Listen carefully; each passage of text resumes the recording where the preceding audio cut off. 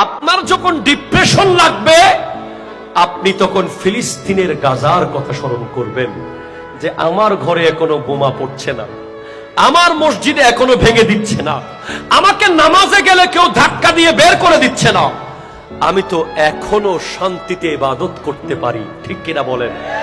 আপনার যখন ডিপ্রেশন লাগবে রাস্তার ফকিরের দিকে তাকাবেন। আপনার যখন ডিপ্রেশন লাগবে মেডিকেলের বার্ন ইউনিটে গিয়ে গোটাগা পুড়ে যাওয়া লোকের দিকে তাকাবেন।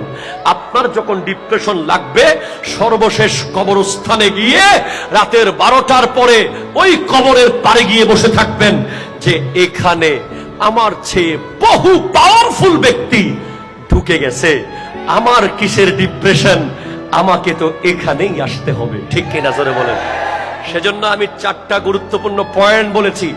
আল্লাহর ওয়াস্তে হাত জোর করে বলি, আজকের এই মুহূর্ত থেকে যদি আপনি মুমিন হতে চান আপনার সাথে কোনো বেগানা নারীর সম্পর্ক থাকতে পারবে 1 নম্বর। 2 নম্বর, যারা বাবা হয়েছেন সন্তানকে অযথা কোনো কিছু চাপিয়ে দেবেন না। অমুকের পোলা কি হয়েছে আমার দরকার নাই, অমুকের পোলা যা হবে হোক, আপনার ছেলে সৎ এবং নিষ্ঠাবান হওয়াই দরকার। ডাক্তার ইঞ্জিনিয়ার পরে আগে মানুষ বানান। ঠিক কিনা জোরে বলেন?